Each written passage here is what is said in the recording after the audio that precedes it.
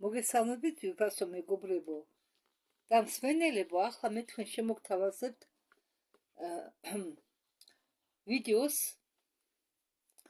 სადაც ალიონა ბერეგინია იმყოფება სტუმრად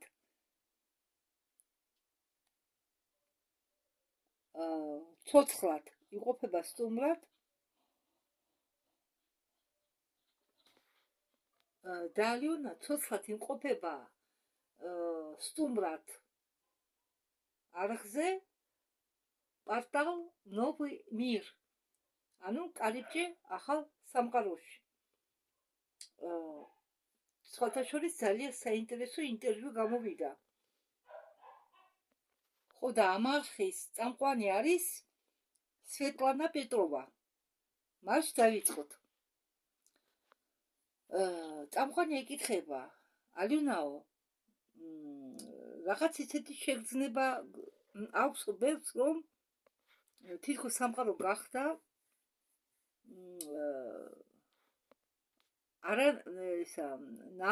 არანამდვილი. Не настоящий. რა ხდებაო? ალიონა პასუხობს, რომ ჩვენ 23 წლის ნოემბერშიო გრძნობით, რომ დედამიწა იმყოფებოდაო რაღაც პროცესში. და როდესაც მე წრულ დონეზე დავიწყე შემოწმება, მე ვნახეო კოსმოსის სივრცე, გიგანტური წრე, რომელშიც შედიოდაო ჩვენი პლანეტა. და იმ მომენტის ის 2/3 გადიოდაო 2/3 ამ სივრცის 2/3. თვითონ შავი ხვრელი გამოიყურებოდაო თითქოს და ლიბლივებდაო, როგორც წყალი ხანდახან ლიბლივებს. ხო, ისეთი გაგება მაშინ არ ქონდაო თუ როგორ უნდა მიმიღო ეს ყველაფერი. და არ ვიცოდი ეს რა იყო. და ამ დროს უნდა ჩაგვერთო მოლოდინის პოზიცია. მე მაგ დროსო ტელეგრაფში მყავდაო ჯგუფი, ოღონდ მაშინ სულ სხვა თემით ვიყავითო გაერთიანებული, ეს თქვიო ჩემ ჯგუფში და ხალხმა დაიწყო საუბარი, რომ მაგათ მათ შეამჩნიესო ეს. უბრალოდ ისინი დუმდნენ, რადგან არ იცოდნენ რა როგორ მოქცეულიყვნენ. და როდესაც ამაზე ვთქვი მე, დაიწყო ამაზე საუბარი.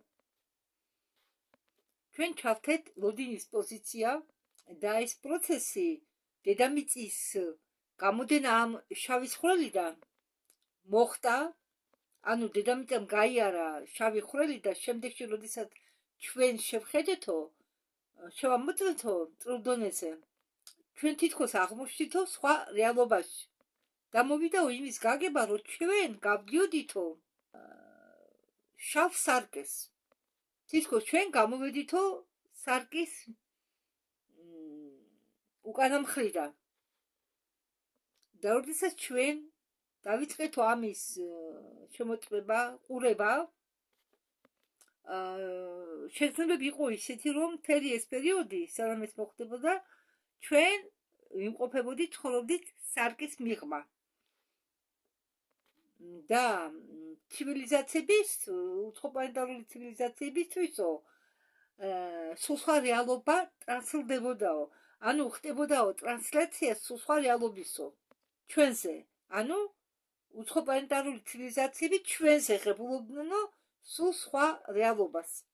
როგორც გაფუჭებული ტელევიზორი მუშაობსო, მუშაობდაო, ახლა მაგალითათო ჩვენთანო ხდებოდაო ერთი მოვლენები და მათთვის ყველასთვისო კი, ესე იგი, მათ ანახებდნო სულ სხვა მოვლენებს. ანუ აქ ხდებოდა ერთი მოვლენა, იქ ანახებდნენ სხვა მოვლენას. და ეს ყველაფერი როგორ შეიძლებოდაო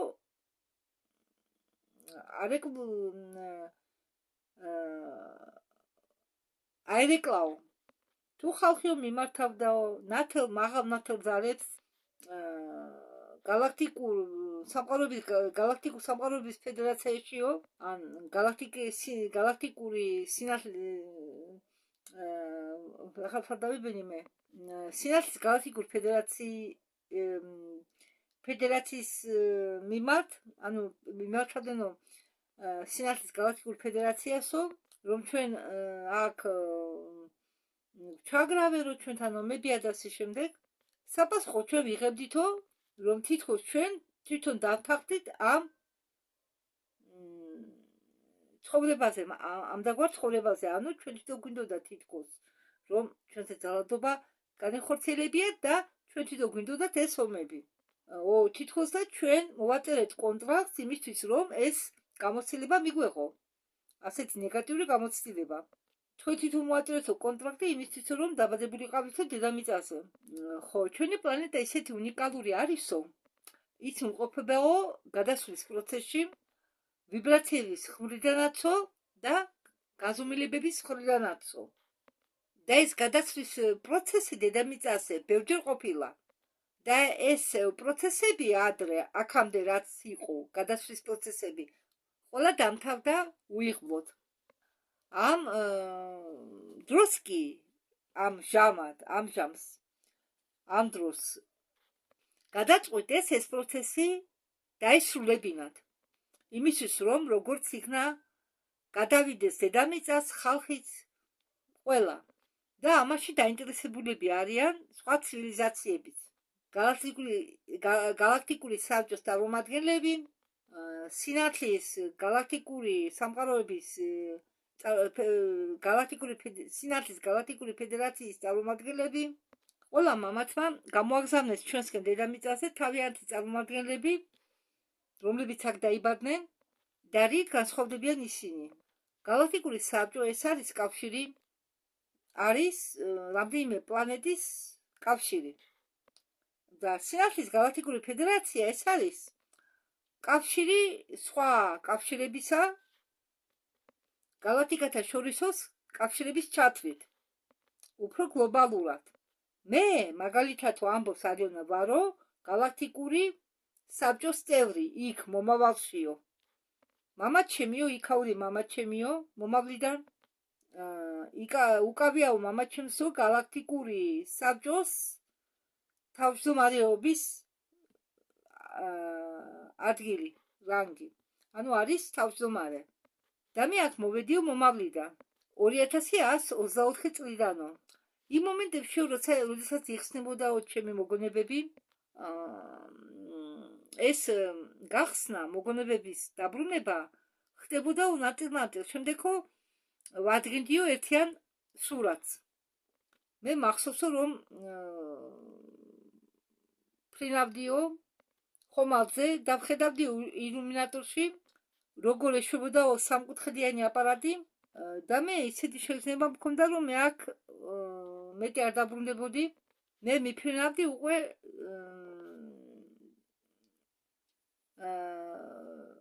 გაფრენის ყველას ვემშვიდობებოდიო. შემდეგი მომენტი, რომელიც მე გამახსენდაო, ეს იყო მომენტი, როდესაც მე მამასთან შევედიო კაბინეტში და ვიცი, რომ ხვალ უნდა შედგეს galaktikuri საბჭოს სხდომა. მე კი ვიყავი დედამიწის მხარეს.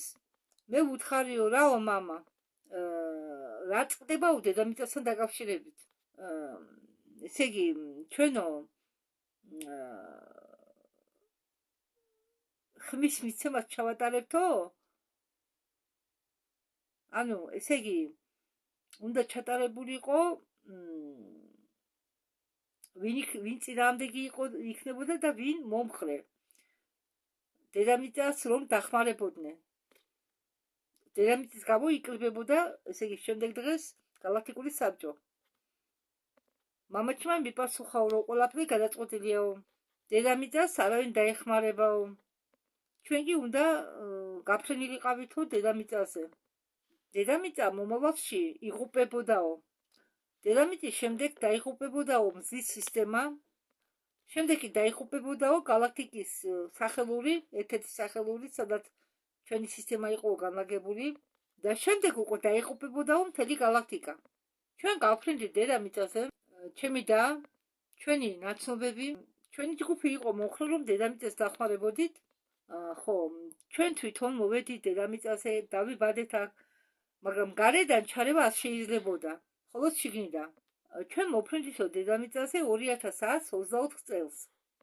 და ამ წელს, ამ 2124 წელს დედამიწა იყო შავ ქერქში. დედამიწას ჰქონდა ატმოსფეროს ნარჩენები და ის გამოიყურებოდა როგორც დამინული. ერთი ბალახიც კი არ იყო და ასეთი სიტუაცია დარჩაო მესამე მსოფლიო ომის შემდეგო. ჩვენ იქო ესე იგი დავდგითო პალატკები ბუშტის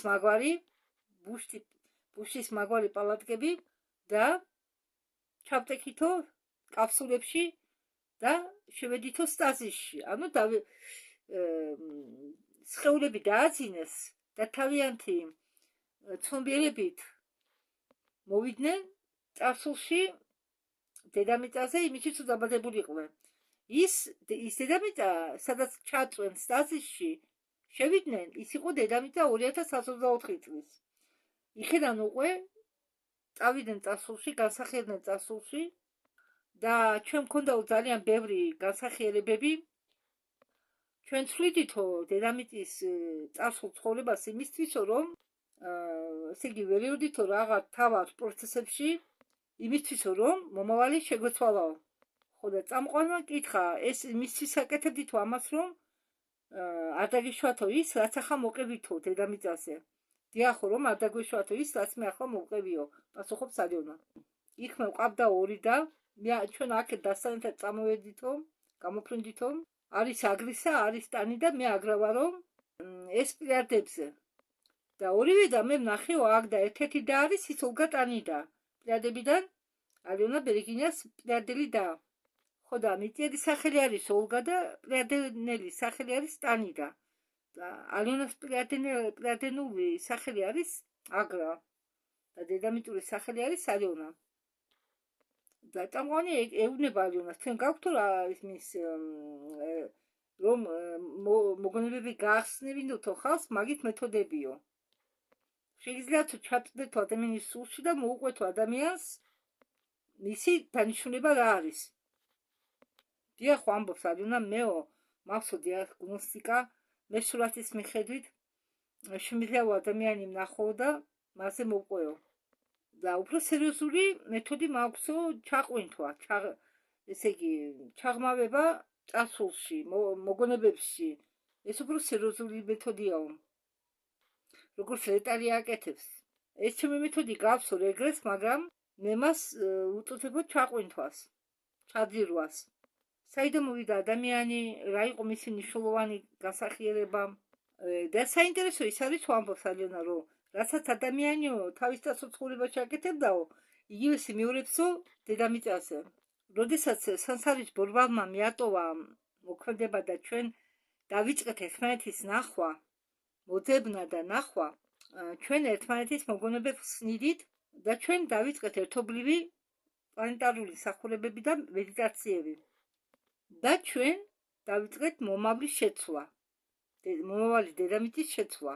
და როდესაც ჩვენ შეგნებულად დავიწყეთ დედამიწის მომავალში შეხედვა, რაღაც მომენტში ჩვენ ვნახეთ ბალახი, ანუ იმ 2124 წელს, სადაც ჩაწვენ სტაზისში ალიონას გუნდმა, იქ უკვე, როდესაც მიაკითხეს იმ დროს, ამ 2124 წელს, იქ უკვე იყო ბალახი.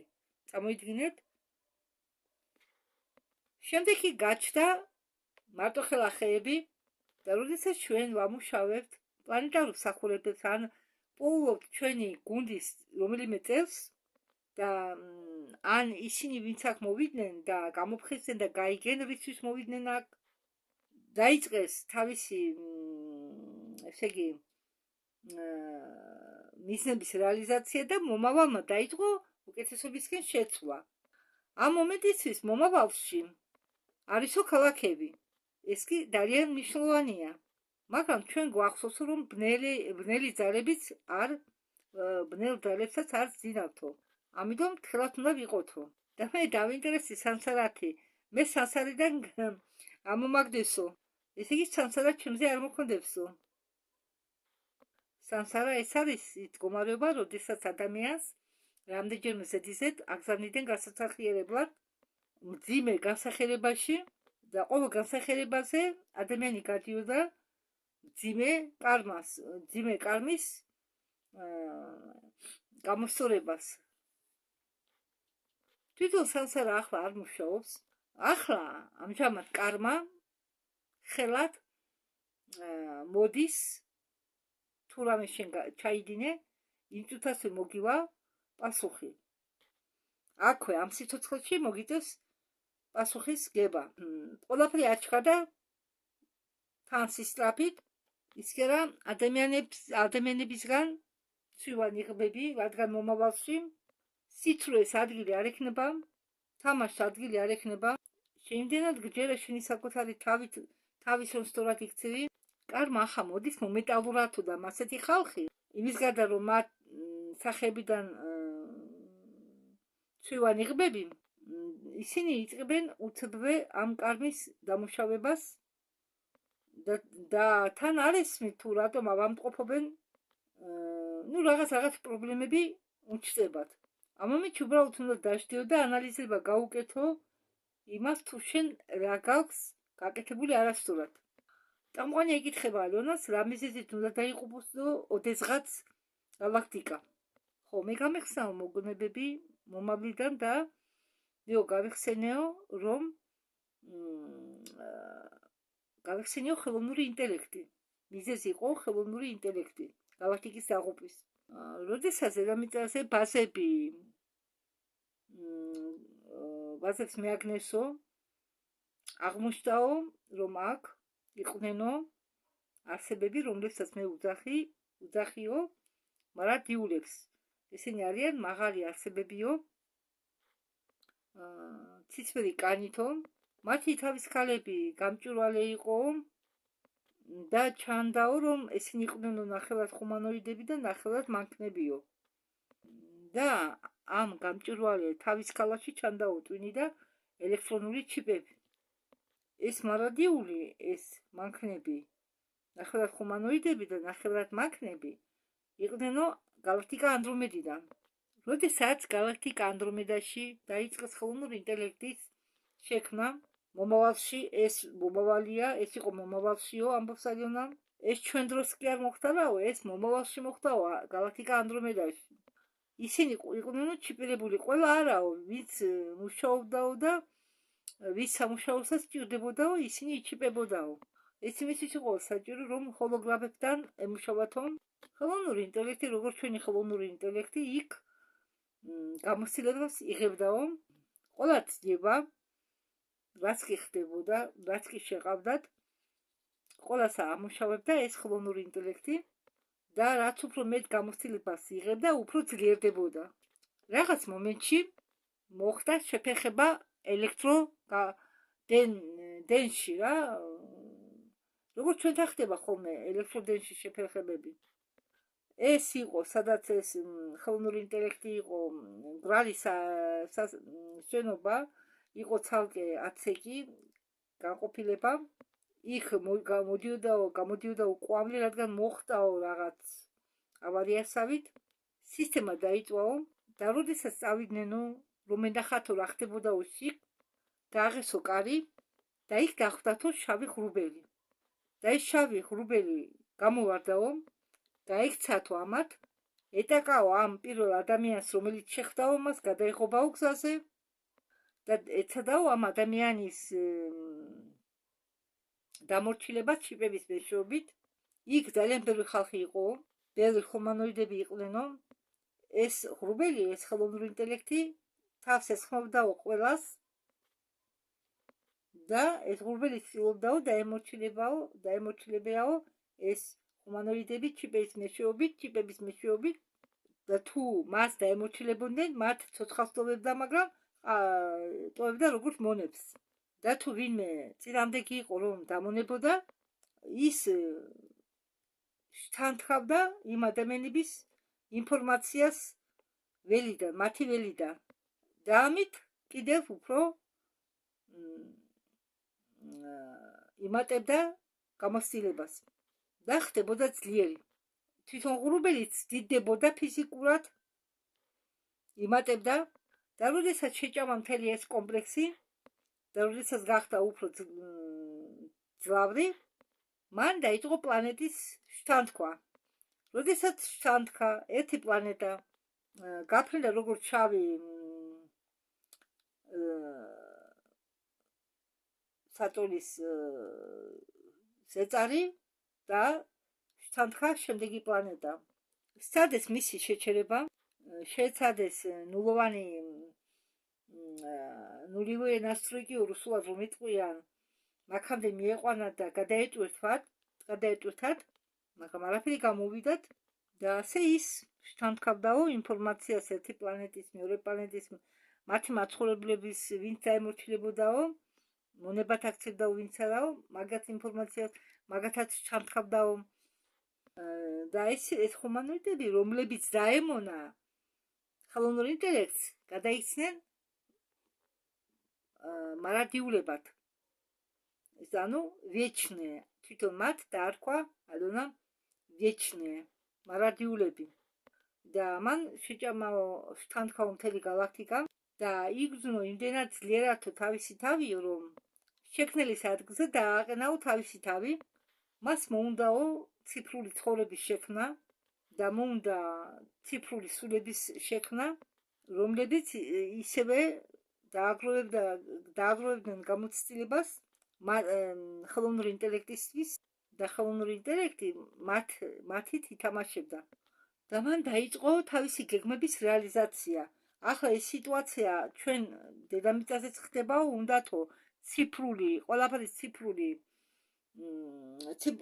გადაიყვანონო ციფრულზე, უნდათო ადამიანების ჩიპიზაცია. შემდეგ ეს ხელოვნური ინტელექტი გადაადგილდა galaktika ირმის ნახტომში და ამჯერად მისაში ამოიღო დედამიწა. ხელოვნურ ინტელექტს არ გააჩნია დრო, ის უბრალოდ ადგა და გადაადგილდა. ის ისევე იღებს გამოცდილებას, ის მოხდა ისე დროში, რომელიც ემთხვევა ჩვენ დროს და დაიწყო განვითარება აქ. აქედან გამომდინარე, რა ელოდება ჩვენ galaktikas მომავალში? ისეთივე ბედი. როდესაც დანარჩენმა ცივილიზაციებმა გაიგეს, რომ ისინიც მოხდებოდნენ მომავალში, მაგათმა უკვე დაიწყეს თავის წარმომადგენლების გაგზავნა წარსულში, დედამიწაზე, გამოგზავნა თავისი წარმომადგენლებისა. მაგათმა გამოუშვენ გენეტიკები და როდესაც ჩემთან მოდისო ხალხი, მათ უნდათო ყველაფრის გახსენება, რომ უნარები გაეხსნათო. ჩემთან დიაგნოსტიკაზე მზის წარმომადგენლებიც, მზის ცივილიზაციის წარმომადგენლებიც მოდიანო, ადამიანების აბატარებში. იმისთვის, რომ დედამიწა არ დაიწვასო ამ მზის ამორქვევის მოქმედების ქვეშ, ამისთვის აქ მოვიდნენ და განსახიერებდნენ მზის ცივილიზაციის წარმომადგენლები და ისინი ჰარმონიზაციას უკეთებენ ამ მზის ნაკადებს, იმისთვის, რომ დედამიწა არ დაიწვეს და საერთოდ სიცოცხლე არ დაიწვეს. მათი სულები ერთდროულად მუშაობენ მზეზეც და დედამიწაზეც. დედამიწაზე უკვე ადამიანურ ფიზიკურ სხეულებში და ზოგჯერ ადამიანს არ ესმის თუ ასე რატო უყვარს მზე, ეფერებაო მზეს. ინტუიციურად აკეთებენ ამას, დედამიწას ეფერებიან. მე ბევრჯერ მithქვამსო, რომ არისო ისა პოზიტიური კონტრაქტები, უბრალოდ არისო დადებითი კონტრაქტები, არისო ნეგატიური კონტრაქტები. ანგელოზებიც კი მუშაობენო კონტრაქტებით. ტავყანმა უთხრა, რომ მე პირველად მესმისო, ეს არის რაღაც ენერგო ცვლა. ანგელოზებიც არიან დაინტერესებული, რომ დაეხმარონ კაცობრიობას, თუმცა მე ურის მოკრით ხომ გითხარით, რომ ყველა მე ვცდილობ სხვა ვიდეოებსაც უსვინო, რომ შევადარო ინფორმაცია და არის ისეთი ვიდეოები და ისეთი კონტაქტორები, რომლებიც იმასაც გიამბობენ, რომ ანგელოზები არ ეხმარებიანო ადამიანებს. ნუ დაუჯერებთ. ანგელოზები ეხმარებიან ადამიანებს. მათ აწყობთ, რომ ადამიანებს დაეხმარონ. თუმცა არავინ არა ვალდებული ჩვენ დაგვეხმარო. მაგალითად, პოზუროვა სულ მაგას ამბობდა, რომ არავინ არა ვალდებული ჩვენ დაგვეხმაროს, არანაირი ვალდებულებები ჩვენ წინაშე არავის არ გააჩნიაო. მაგრამ ვალდებულებები არ გააჩნიათ, მაგრამ თუ მოთხოვთ, თუ თხოვთ ადამიანურად, თუ თხოვთ ანგელოზებს ან რამე ძალას, ნათელ ძალას დაგეხმაროთ, ის დაგეხმარება. ოღონდ უნდა სთხოვოთ. და ანგელოზებიო, როდესაც ამ გამოცდილებას იღებენო, იერარქიითო შემდეგ რანგზე, შემდეგ დონეზე ადიანო. როგორცა დედამიწაზე კარიერას როგორც იკეთებს ადამიანი, ასე იკეთებენ სულიერ კარიერას ანგელოზებიც.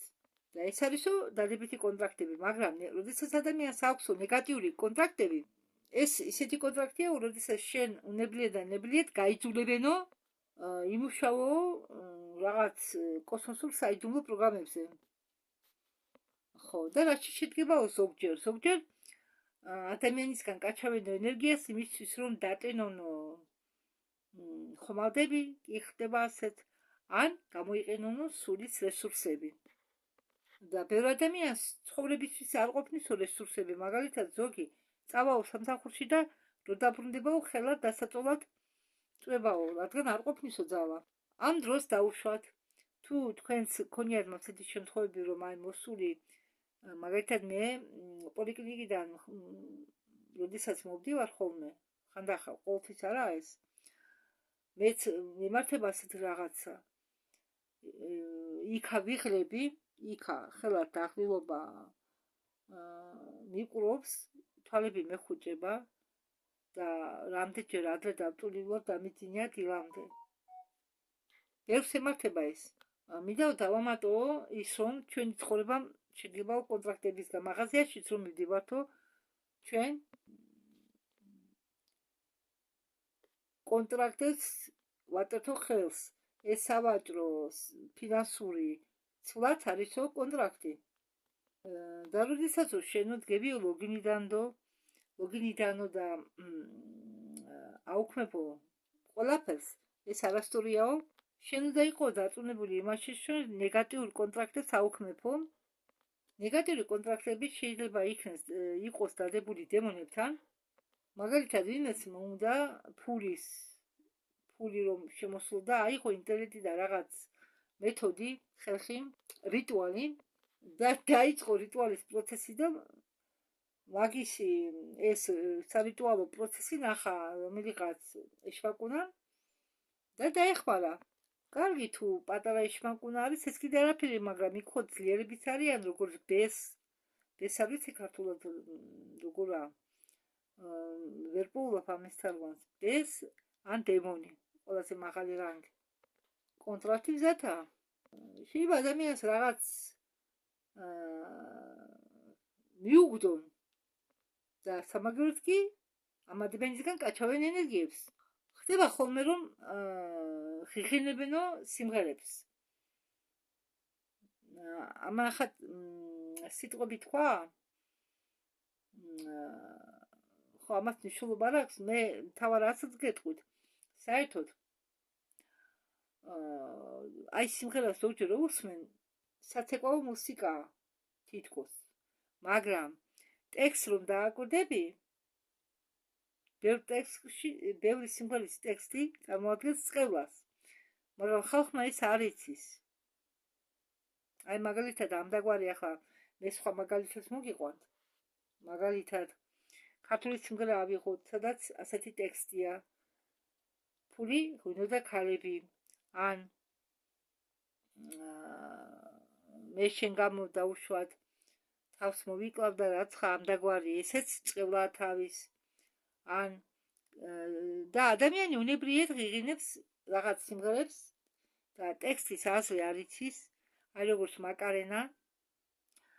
ხო და საერთოდ ჩვენ არ უნდა, ჩვენ უნდა დავაკვირდეთ, სანამ რამე სიმღერას წავიღებთ, თუ რა შედის ამ სიმღერაში. ახლა არის ასეთი კარგი მუსიკა, მე საერთოდ ბოლო დროს ესტრადას ვერ ვუსმენ. შეიძლება რაღაც გამონაკლისი გავაკეთო. და ერთ-ერთი სიმღერა დენა ინტერნეტში, რუსული სიმღერა, თოქმარი მღერის შენ გულში არის წვიმა და რაღაც კიდევ ნეგატიური სიტყვები. არ მახსოვს ახლა ზუსტად. აი ვითომ საცეკვაო სიმღერაა. მე ახლა გავიმიორე ეს ტექსტი და მე ჩემ თავს ვკითხე, შენ რას იმიორებ ლალი? დააკვირდი ტექსტის მნიშვნელობას რა? კი, თითქოს მუსიკა კარგია, მაგრამ ტექსტს დააკვირდი. რატომ არის გულში წვიმა? ან აი არის ასეთი, დამავიწყდა რა ქვია ამ სიმღერას. საერთოდ ქართული სიმღერებით ბევრია ისეთი. მუსიკის გამო, კარგი მუსიკის გამო, საცეკვაო მუსიკის გამო ხალხი იმიორებს. აი მაგალითად ერთი პერიოდი გამოდიოდა ნიღბიანი კაც გია. ხო. და ის მღეროდა ამდაგარ სიმღერას როგორც ჩაიხადე კაბა და ასე შემდეგ. აი ეს სიმღერა ამ სიმღერას განა აცლი აქვს, მაგრამ ახალგაზრდულმა მაიტაცა ჩაიხადე კაბა. ხო? ან სიმღერა მაგალითად მე შემოვალ შენში ამდაგვარი რაღაცა, ხო? ვითომ არაფერი ისეთი არაა, მაგრამ ენერგეტიკულ დონეზე მაპატიეთ ახლა გვიანია, აქ უბრალოდ გუმრები დღეს არაა. დღეს გარეთ ვიყავი, გასული რაღაც საქმეები მქონდა, ხვალაც მას გასასვლელი. ხო და ახლა დავისვენე და წერ კიდევ ის წინა ვიდეო იყო მოკლე. ის მოკლე აღმოჩნდება მე მგონი. ხო და ამიტომ ვისარგებლე და წერ. და ახლა ძილი მომერია, ამიტომ აპატიეთ ცოტა ისეთი საუბრისთვის ნახევარმძინარე. მაგრამ უნდა ჩავწერო ეს და მე უნდა ავტვირთო. ინტერნეტი მეტიშება 22-ში. და როდესაც ადამიანი დადისო და ღიღინებსო რაღაც სიმღერას, აი მაგალითად მან ახლა ტექსტი თქვა, კი გაგიმიორეთ მე მაგალითად შენ გამო კალმისაც მიცემდიო და რაღაც ამდაგვარი. ხო, თუმცა მე ამას ვუარყოფ. ვაუქმებ ამ ტექსტს, რომ მე არ მისურდეს წყევლა. ხო და ამას ვიღაცა რომელიღაც ბნელი ძალის წარმომადგენელი გაიგებსო და ამ კაცს უსრულებსო თავის სურვილს.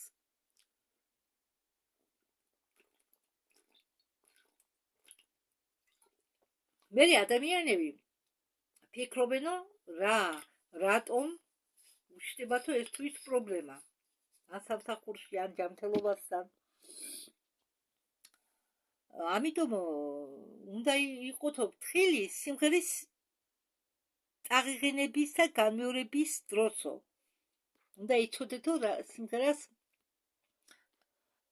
სიმღერის ტექსტის მნიშვნელობაო.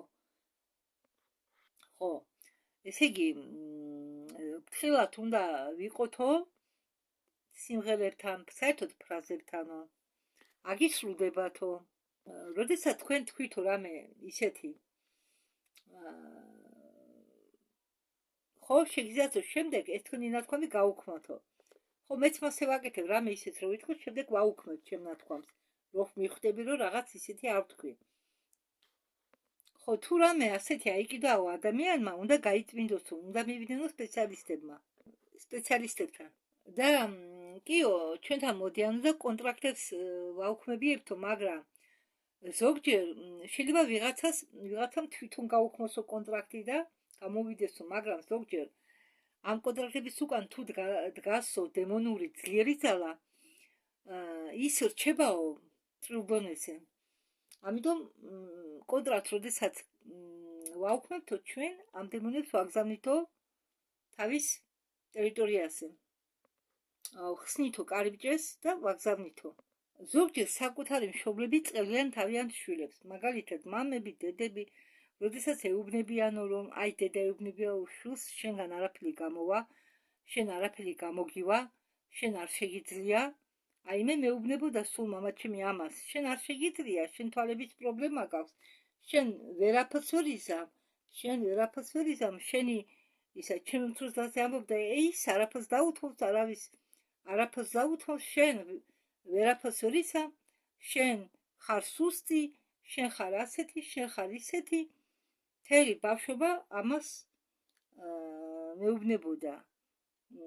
შენ ნიჭი არ აგაქვს სიმღერის, შენ მათემატიკის ნიჭი არ აგაქვს, შენ ამის ნიჭი არ აგაქვს. საერთოდ ამას ესეც აქვს ნათქვამი. ძლიერი მამის შვილებიო სუსტები არიანო, თავისი თავი ძლიერ ადამიანად მოქონდა. ანუ კი ტექნიკურად მათემატიკური ნიჭი ქონდა მამაჩემს, მაგრამ ეს იმას ხო არ ნიშნავდა, რომ შენ შვილიც უნდა ყველა სხვა ექნება ერთნაირი მათემატიკური ნიჭი. ზოგს მათემატიკური ნიჭი აქვს, მაგალითად მე ხერხება ხატვა, მე ხერხება ქსოვა. მე სკოლაში თუ ისე ყველაზე საუკეთესო ნამუშევარი თხზულება იყო ჩემი. იმიტომ რომ მე დავამთავრე ხუროსური სკოლა და რომ მოგთმდა თავისუფალ დავალებას, რამე თხზულება დაგვეწერა, საჩინინია, სწორად თუ თარგმნი. მე ხატვარად გამეხერხებოდა, გავალამაზებდი, გავაფორმებდი, სილამაზად საუკეთესო გაფორმებული იყო ჩემი ნამუშევარი. ხო და საერთოდ ან ასე არ წახვიდე, ისე არ წახვიდე, იმას არ შეხედო, ამას არ შეხედო. მე ფაქტიურად დამბრუკვა ჩემმა მამაჩემმა, რადგან ვიზრდებოდი და ვიზრდებოდი ჩაკეტილში. თუმცა ხა მე რა დაბრუკილი ვიყავ. ხო, მაგრამ მე ბრძოლის მომიწია ყველაფრის გაკეთება. მარტო მამაჩემი კი არა, საერთოდ. არის ხალხი, რომლებიც გეუბნებია, შენ არ შეგიძლია, შენ არ შეგიძლია. მე თუ შენთვის შემიძლია, მე თუ შენთვის შემეძლო, შენთვის თუ შევძლებ გაკეთებას და შენთვის თუ ვაკეთებ, მე ჩემთვის რატო არ გავაკეთებ ამას, ხო? როდესაც მომენტი დადგებოდა იმისი, რომ მე ჩემთვის უნდა გამეკეთებია რამე, არა, შენ ამას ვერ შეძლებ, მაგრამ სხვისთვის ყოველთვის როდესაც ვაკეთებდი, შენ შეგიძლია, შეგიძლია.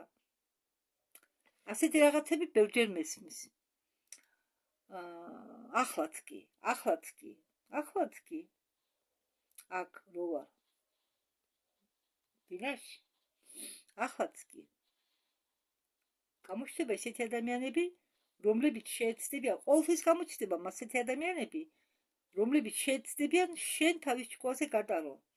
ან არ ეკითხება ხო იმას, შენ როგორ იზამ, რას იზამ, რას ჩაიცმევ, როგორ ჩაიცმევ.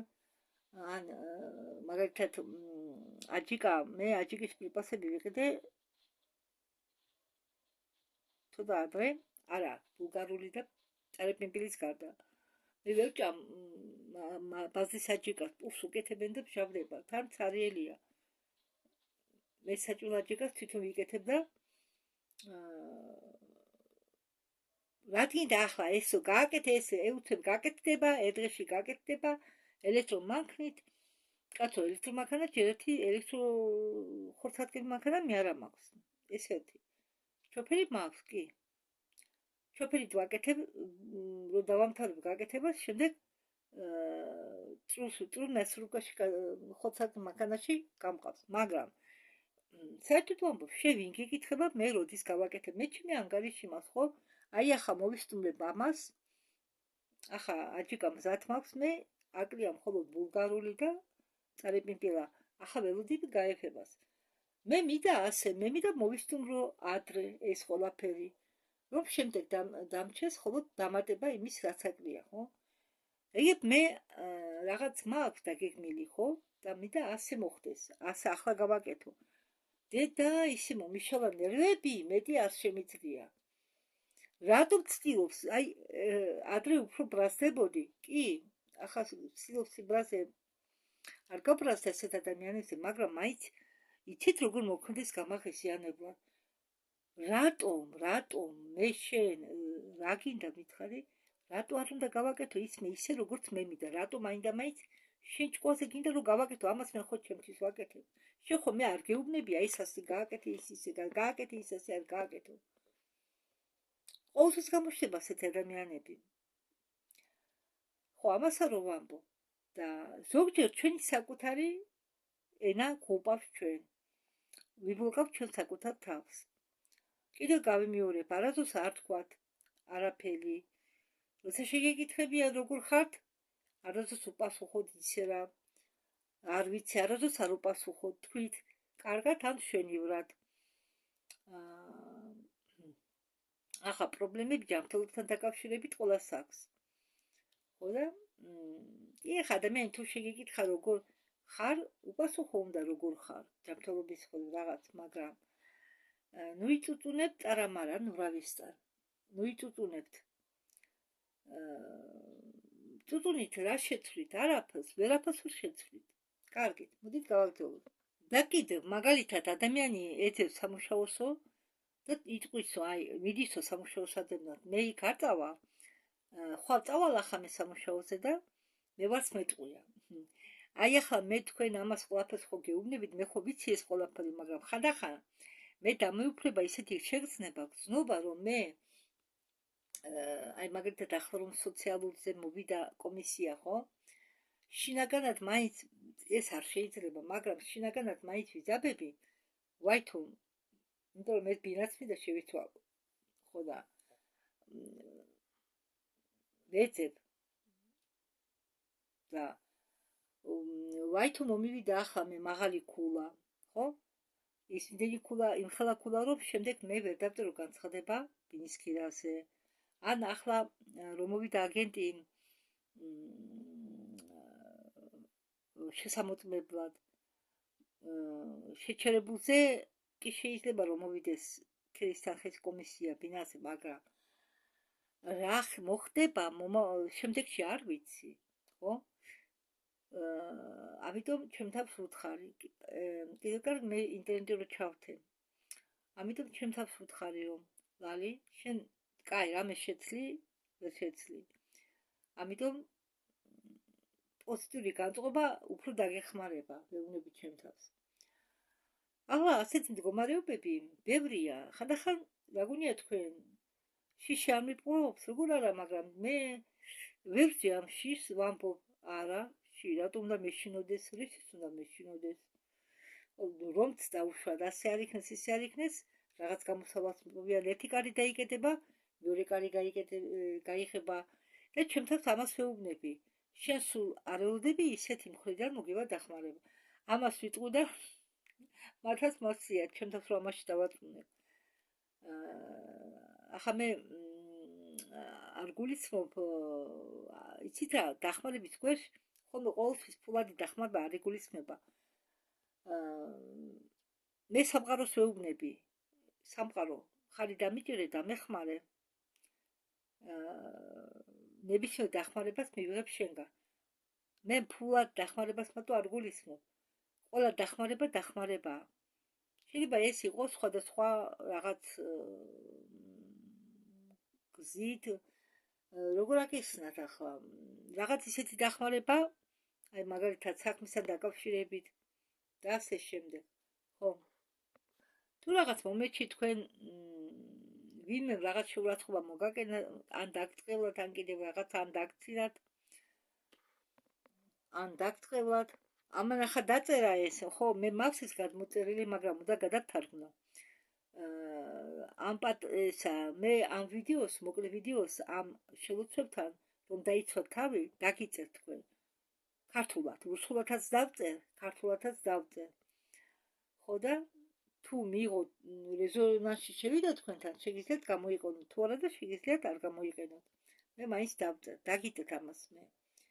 ახლა ამ კვირას არ გამომივა, იმიტომ რომ გადათარგმნილი არა მაქვს, როგორც კი გადავთარგმნი. ძალიან კარგი დამთავრების საშუალებებია. ისე ალიო ამბობს, რომ უნდა იმყოფებოდე მაღალ ვიბრაციებზე, იმიტომ რომ მეც მაქვს ეს შემჩნეული, როდესაც მე არ ვართე ყურადღებას შეხედების გვარად, ჩემამდე არ მოდის არც წყევლა, არც ასე ვთქვათ ნეგატიური ისრები, მაგრამ როდესაც შენ ცხოვრობ ისეთ ადგილას, მაგალითად როგორ შენ ცხოვრობ ისეთ ადგილას, მაგალითად რომ ნეგატიური წყარო იმყოფება შენ სიახლოვეში და შენი მისამართით მოდის ბევრი ნეგატივი, ამ დროს იცით რა მწარეთ მოქმედებს, მე ყველაფერი გამოცდილი მაქვს. სიყვარულის ენერგია ისე ძლიერ მოქმედებს სივრცეზე და ისე ძლიერ ტრანსფორმირებს სივრცეს, ხო ყველას არა აქვს ამბობს არ უნდა ფული რომ მოვიდნენ და გაიწმინდონა ამ დროს კი ადამიანი იყენებს ასეთ მეთოდს ამბობს რომ მე ყველაფერი მიყვარს მეც მასე ვიქცევი მე მიყვარს მე ყოველთვის ეუბნებით ჩემ თავს აი ზოგჯერ ნეგატიური აზრს შემომაჩიჩებენ რომ როგორ დაიხალე ხო მაგალითად ან ეს ან ის მე ვცდილობ ეს ნეგატიური აზრი მოვიცილო თავიდან რატომ მაგალითად რატომ დავიხალე მე ხარ დავიხალე ან რატომ მომბეს და არა საიდან ვინ ეუბნება ამას მე შენ გიგზავნებ ჩემზე ასეთი აზრების გამოგზავნას მე არ დავიხალე მე არ მომბეს და მე არ ძულს არავინ ხო და ამდაგვარ თხილა ამიტომ ფიქრებშიც კი თხილად უნდა იყოთ ზოგჯერ გაფიქრებიებენ აი მაგალითად რომ მაგალითი ავიღოთ ასეთი ჩემი საქმე არა რაღაცაზე ვიტყვი ხო მაგრამ სინამდვილეში